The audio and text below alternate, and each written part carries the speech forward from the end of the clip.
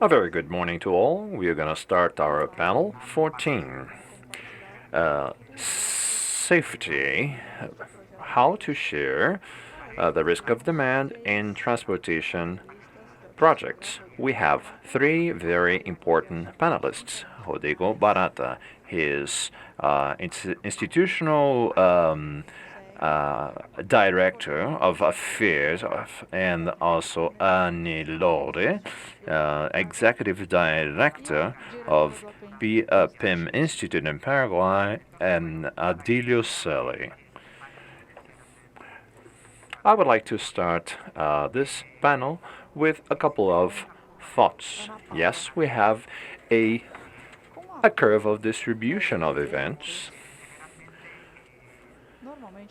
In that case, we do not consider those events that are less likely to occur, but there are some events that cause huge impact, and those are the black swan events. They appear with more they appear more frequently, and we can see that they are affecting the economy somehow, such as the crisis in 2018, the trade war with China, the effects of global warming, the pandemic effects. So those cause cost and impact our demand. And a second thing that I would like to consider is with regards to the risk of demand. Volume. Demand is not alone. We have to combine things with the offer. We have to evaluate risk factors related to demand, both demand and offer. We have, of course, a pool to establish the revenue, and of course we have to find a balance between offer and demand. Actually, what I'm talking now is about volume. Now, this panel, in which we consider four mitigating factors to demand, would be first to establish very good studies to give us an estimate of the traffic. And of course, every a couple of years, there are some black swans that come up in your scene. And of course, they're not empiric evidence of standards, for example. There are four companies dedicated to review traffic. And for the first 5 years, the estimate from those four companies in this study were very similar. But then there were some discrepancies after the fifth year, and then when they were estimating the projections for 30 years, of course, we were talking about some road projects. And then they were just analyzing what the curves would be. And of course, those things are important. This risk related to demand is something that it is embedded with a lot of diversity in the scenario. Those who are more prepared to assume, at least absorb part of those risks, should be the government. There are three mechanisms that should be considered. One, for example, the financial economic mechanism, which is something that is being used in Brazil for the last 15 years. This is a mechanism that somehow shows to be very controversial, because it is subject to constant renegotiations and constant variations, and many countries in the region have decided to remove those mechanisms from their legal framework. Of course, there are a lot of contracts that are under that kind of mechanism. When we had that law that dictated the modernization of the state. Well, there is a second thing to consider. Those countries that receive guaranteed revenue or minimal revenue, and for example, if a project is going to generate a certain amount of money, a minimal amount of money, the government covers the rest, and that becomes a liability to the country. And a third mechanism, and this would be more related to the risk of demand, is basically the value embedded in the revenue that was established, say, 20 years before, and that is a mechanism that is having a very good performance in transportation projects, for example, and also for road projects. And that mechanism has several variables, but the term is to be adjusted according to the amount of revenue that is leveraged, according to the estimate and the initial financial model of the project. So the term would be eventually adjusted or shortened. And of course, that if the revenues drop, when considered the term, so then the term for payment is stretched. So those are mechanisms that have several advantages, of course. They allow the revenue to be regulated, so the investor or the third party or the source party cannot have a higher or a greater revenue if compared to what they had offered before. And that is a mechanism that allows also a flexibility in the tariff structure. It can also achieve some adequate anticipation. Well, what I just mentioned, the issue related to revenue. So I would like to just move and ask a question to Adilio Celle. The same way at Chile and Colombia, we understand that you are thinking of incorporate a PPP project for road development, and of course with that kind of mechanism of related to the value. So do you believe that it will be the case in Paraguay, adjust to the demand, principally in the case of transportation projects, or you would like to use that also in the airport projects? For example, in Asunción, for example, projects that are being developed there. And with the impact of the pandemic and with the drop in the number of passengers, would that be any better if we had that kind of mechanism? Well, thank you very much, Danielle. For me, it is a great pleasure to share this panel with you, with our colleagues, and also to be in contact with so many people that are involved or interested in PPP projects. So first of all, I'd like to say that I'm absolutely in accordance with what you mentioned about those mechanisms, and that study with regards to the hike in demand some sort of optimistic tone to it. And this could also generate some issue related to volume, as you said. So when you have the demand, so you prepare an asset, so it's much higher than what it should be necessary. Anyhow, just to answer you what you just asked, I would like to say that Paraguay has this PPP law since 2013, and we have a decree that regulates this law. It's 3050, our decree.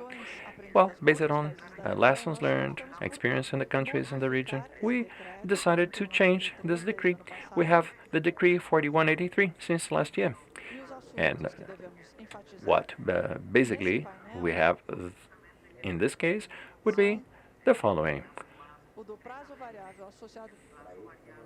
The term is more variable now, and it varies according to the revenues. So today, we analyze a project. We're analyzing a project for road development in Paraguay, and we also have several projects that are like kind of PPP projects, and we have that term that varies according to the revenue. So those instruments would be effective how? So you have more flexibility in a negotiation, as you mentioned. So you prevent us from having kind of addendum. We avoid that kind of addendum to the or annexes to the contract. So in those PPP projects. So basically, this combination, as you said, is very useful, and we want to mitigate the problem related to demand. And as you said in the beginning, it is important to run several demand studies, but you have to consider the reality. And of course, that it is good if we have some sort of automatic trigger.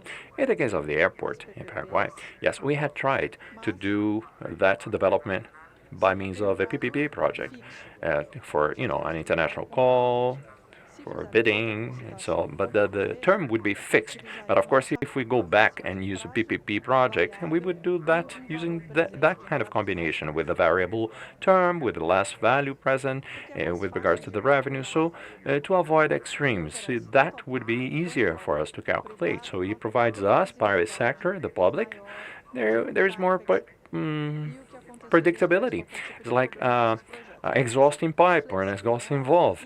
So this flexibility is extremely important. This predictability is important, of course. So with all those conditions that we have today with the pandemic, so there would be a good mechanism to stretch the terms of our contracts. So instead of being restructuring the contract and the financial aspects of the agreement during the process of hiring. Well, thank you very much. That was my comment. Thank you very much, Adilio. The second question, I would like to address that question to Rodrigo Barata. There is a very important scheme for risk mitigation in Brazil, and that is called, actually I mentioned that in my presentation, it is the finance economic balance. That's what you call it in Portuguese. So do you think that in all projects would kind of get that balance in the agreements as well? And this concept that has been used for the last 15 years in Brazil, do you believe that that is a good mechanism to mitigate the risk of demand? Or you think that the concessionaire capital is enough? Do you think it is necessary to get more mechanisms to mitigate those risks? Thank you, Daniel, for the question. And thank you also for the opportunity to be here to talk about such an important topic for the transportation system and sector here in Brazil. As I heard, I completely agree with what you said in your opening remarks. You were very accurate in your comments, especially when it comes to the controversies we have in the Brazilian system and the way we work with our contract balance here in Brazil. But I'd just like to point out that although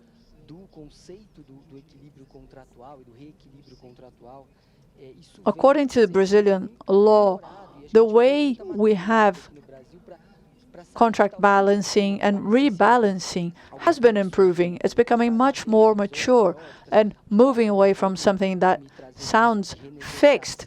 As you said, there are periodical reviews that can lead to a risk of renegotiation, which can be dangerous, as we know. It's not ideal. It's not best practice, but we have been migrating to less of a balancing system to more of a conceptual system.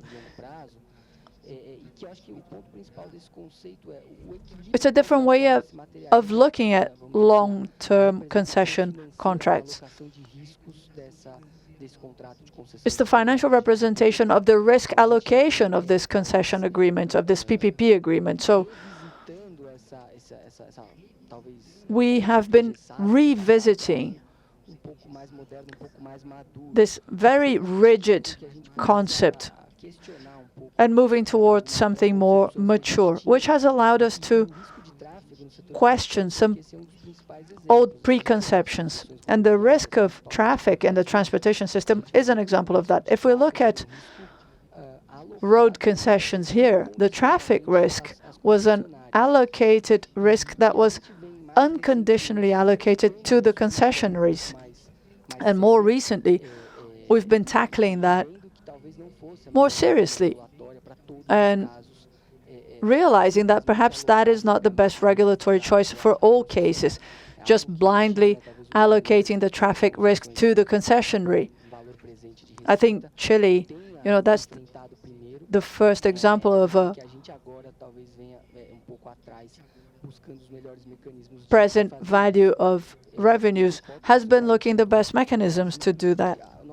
I have a theory, just as an aside. Here in Brazil, our road concession history is very closely related to large cargo motorways. So we had a degree of predictability of road transportation that was more consolidated in other scenarios. In Chile, they have concessions even in urban areas, which makes traffic predictability have even more of an impact. And Colombia and Paraguay have had to deal with that problem before us. But just to put this balance into context, where we see things becoming more mature is that we don't just open renegotiation windows in agreements. We do have that balancing concept. It does come from the allocation of contract risk, and that comes from a maturity process that we've gone through, both legally and in practice. But it's not just about allocating risk to solve the traffic problem. The traffic problem is a revenue problem. It's a project feasibility issue. So just saying that we'll revisit that from time to time isn't a solution. It makes projects less attractive. We know that it is important to have mechanisms that will either guarantee some liquidity for this traffic fluctuation or paying per availability. That's something that we don't discuss often in the road sector. And we're looking at concessions and thinking that could be an option, paying for availability. There are different ways of thinking about compensation now for the concessionaries. I'm talking about motorways, but that could be rolled out to other modes. We're trying to make it less simplistic, the traffic risk, I mean. I'm very excited about the idea of bringing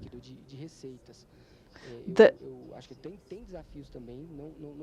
net present value concept to Brazil. I don't see that as a silver bullet. In fact, one of the main challenges I see is the transition. That movable deadline demands knowing when the concession will come to an end so that you can have a good transition to the future concession. And that movable deadline can also be challenging. So there will always be challenges in long-term agreements. But I'm very excited about potential solutions. Here in Brazil, we're trying to improve how we deal with traffic risks. The federal government, the state government are looking into it so that that isn't just blindly allocated to the concessionary, so that we can deal with the asset properly, so that we can understand the asset with good traffic studies, and also having the right size of investments. We have had terrible experience with the size of investments here, which have led projects to become unfeasible. So we're trying to improve that. And I think those mechanisms, especially in our countries and in neighboring countries that have had different problems and have found other solutions, we can use all of those to improve what we do. I'm really looking forward to hearing the other panelists, because it's wonderful to be able to learn from other experiences and find solutions. Thank you once again, and it will be a pleasure to continue this debate with you.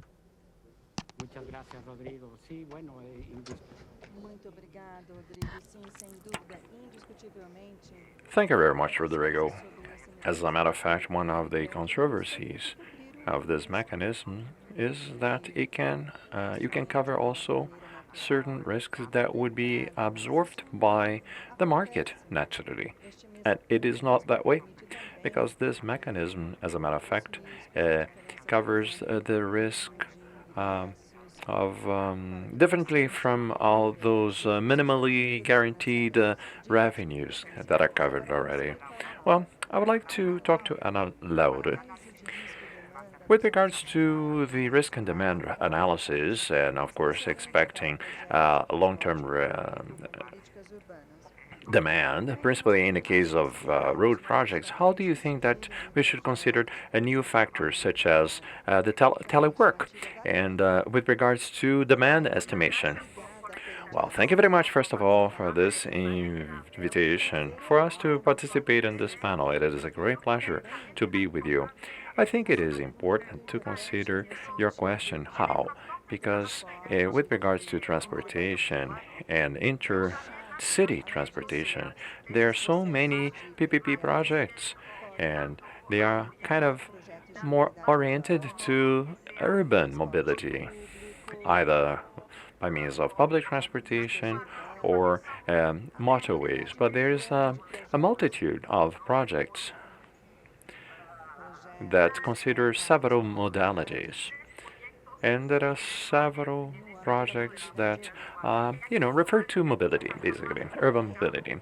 And of course, it becomes more complicated to estimate demand, when you consider long term. Yeah, of course, with the COVID and in all this, how we have been impacted. And there are also other impacts that are more like long term impacts, and cultural impact, the development of telework, and so many things that we consider nowadays. Isn't it true that life changed so much? There are so many different events, so much interaction, and so what is it going to be, or what is going to be the demand in the future? So it is very complex to be able to estimate demand. But with regards to urban mobility, well, the logic is totally complicated. And there is one or two alternatives, right? But no, nowadays there are so many more, and so many different types of transportation, isn't it true?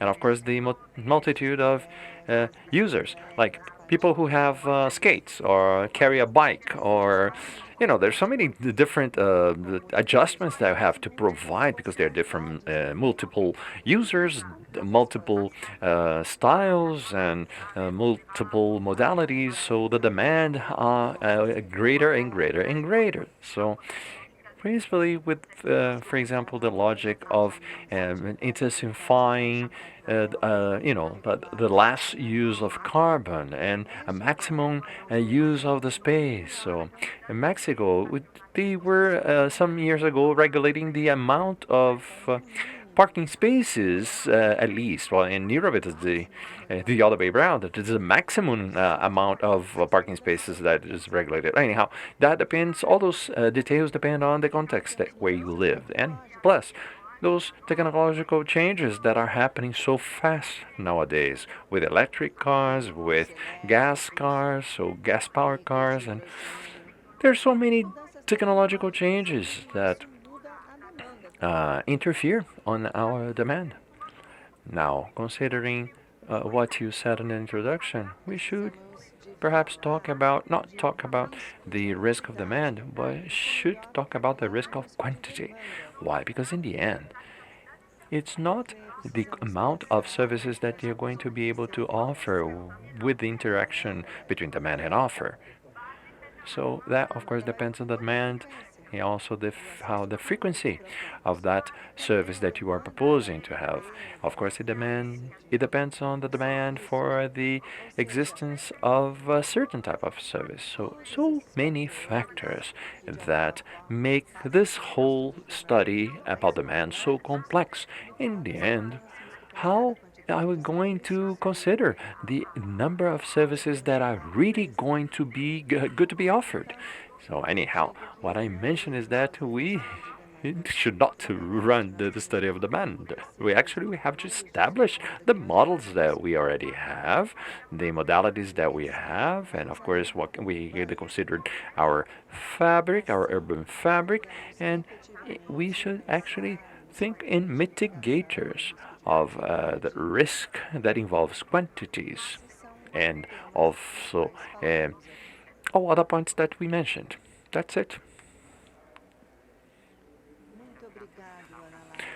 Well, thank you, Ana Laura, for your input. Now, Rodrigo, what is the reason that you guys in the state of São Paulo selected some projects that consider toll charges and exclusivity criteria? What were the criteria used to establish that kind of mechanisms, one and the other mechanism?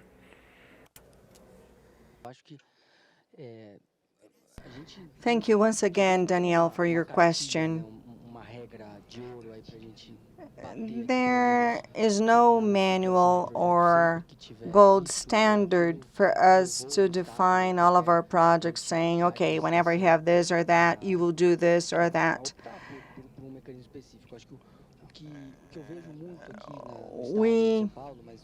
Or actually, what I see here in the state of São Paulo, and this is also observed in other states, municipalities, and at the federal government, is that we have to better understand the asset, first of all. And then after that, we will find the best way to make our payments. If we think about the road system, which is the one I am in closer contact with, we have not hired projects paid by availability, where we have a complementation to the tariffs that are put into practice. The state of São Paulo has a PPP for the road system, but in the tender process, the payment was zeroed, and it almost became a concession again, according to the modality we used here in the country. But whenever we think about payment according to the availability with assets that are very complex and that we have difficulty with, here in our state today we work with a greenfield concession. That demands a lot of investments, and we also have a lot of uncertainties in terms of the traffic estimate, and that has to do with the demand. So when I work with a greenfield area, it is a lot more difficult for me to design or to provide any level of guarantee that the result that was tested with data from other roads nearby will result in the amount of traffic that was anticipated. And so in this case, the state has already designed a project where we will have some payment conditioned to the availability of the asset alone. Also, we have to think of a railway system for interurban. There was a public consultation, and that project was conceived based on services paid by availability. It is difficult for us to guarantee that the demand study that was carried out anticipating a new railway segment. We know that it's a lot more difficult to deal with greenfield in terms of traffic risk.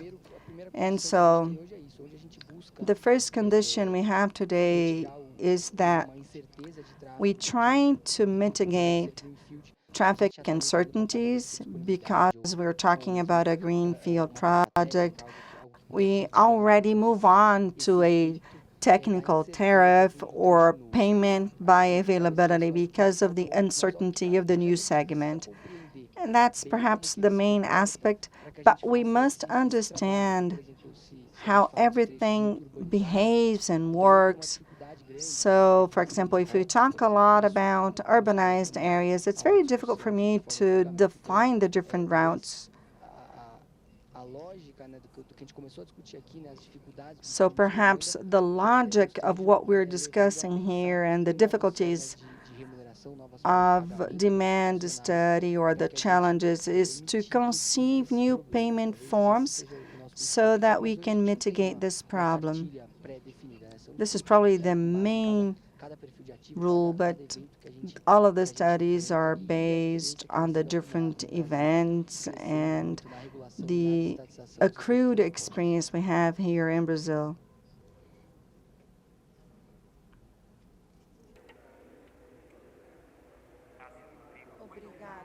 Thank you, Rodrigo. Well, this shadow toll is a kind of a payment according to demand. This is made by the government, and of course that is considered to be kind of a liability. It is not a financial liability, but it is considered a liability. It does not cause impact to the sustainability of the public finances, but actually this could be a could be something that private would not like to take that as liability. So they don't want to take on this risk. We can have at least this payment mechanism as some sort of a guarantee for minimal revenue to those private companies involved. So perhaps in the impact caused in the public finances would be some sort of criteria. And Laure, I would like to get back to you and ask you. Yes, this is a panel about transportation. I would like to know what you have as an experience in other sectors, such as public hospitals, developed under this PPP model to decrease demand. Well, it is interesting. As a matter of fact, what I was just thinking, we're no longer in this world in APP in which you have all demand and all risk and everything is to the hands of the user. As a matter of fact, concession to hospitals, they were paid according to the availability and of course independently of the quantity of service. And I'm talking about hospitals of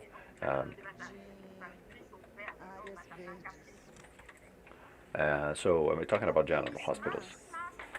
So we increasingly have this structuring or schemes that acknowledge part of the payment as fixed and should be variable, considering also that in the end the cost in the private sector changes all the time according to the level of service that it is provided. We are living in a mixed world. In our case, hospitals paid by the government, and there is a combination of fixed payment and variable payment. Of course, that depends on the quantities that we're talking about. And all that is shared. In the case of hospitals, and the amount of services provided depend on the demand that the hospital is pressed with. And of course, that depends on the health service that is provided. So, this is the world in which responsibilities are shared.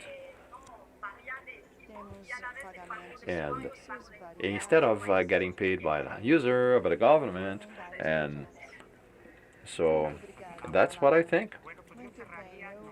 Well, thank you very much, Ana. So I would like to have a general question to you guys, all of them, please. Let us be as brief as possible. What do you think about this mechanism that we were talking about?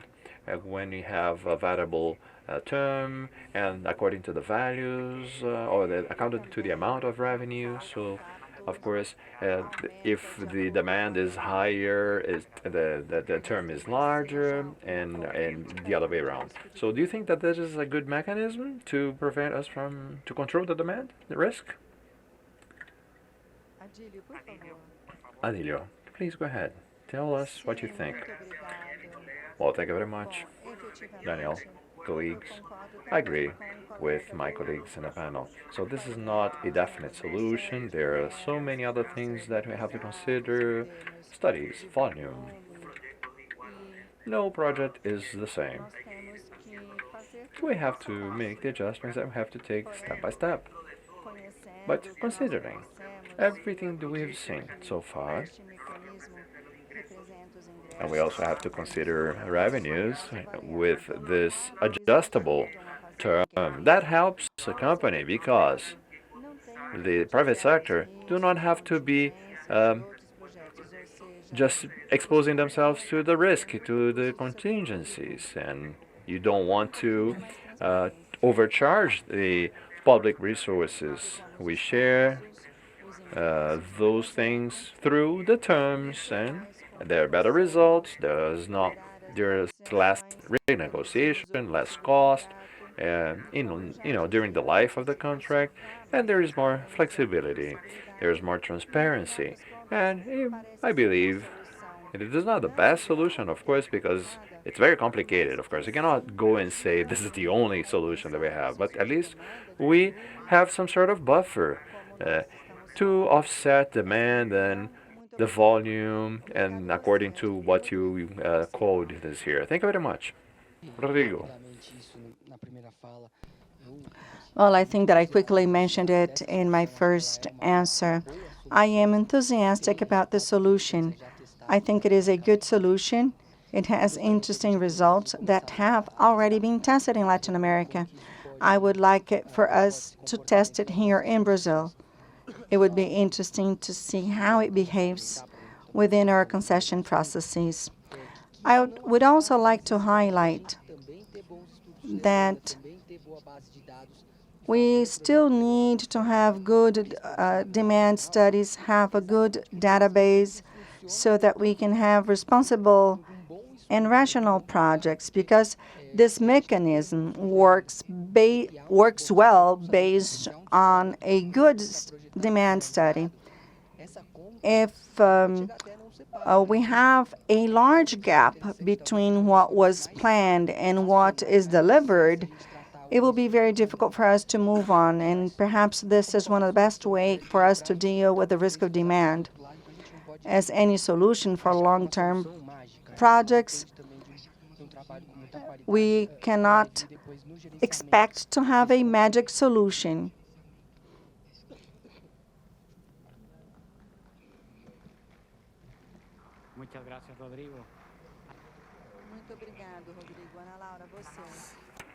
Thank you, Rodrigo. Now, Laure, please. Well, there are several advantages. Principally, when you can change, for example, tariffs, and there are so many other criteria, what it is still pending to be paid. So, of course, this is an advantage.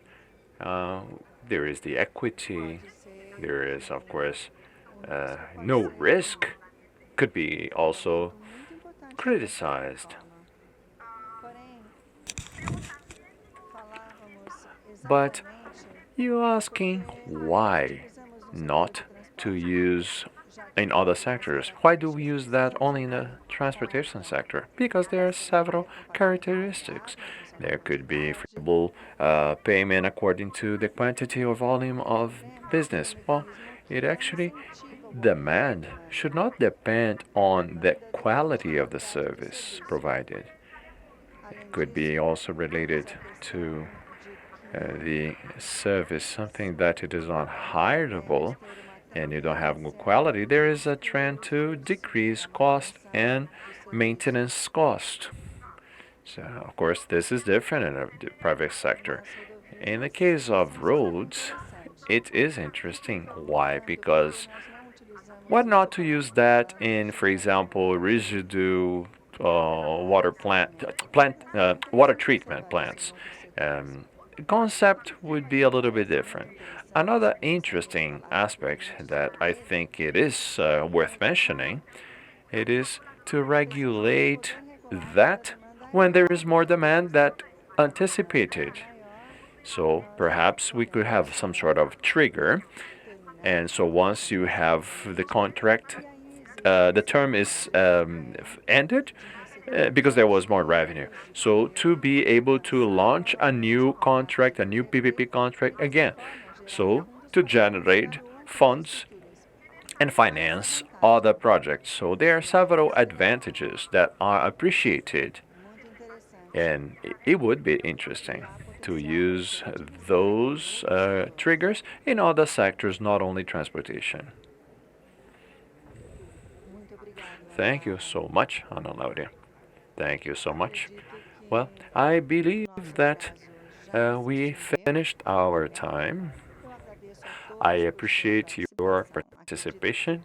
I think we have met our goal. Many thanks and best of wishes to you all. Thank you.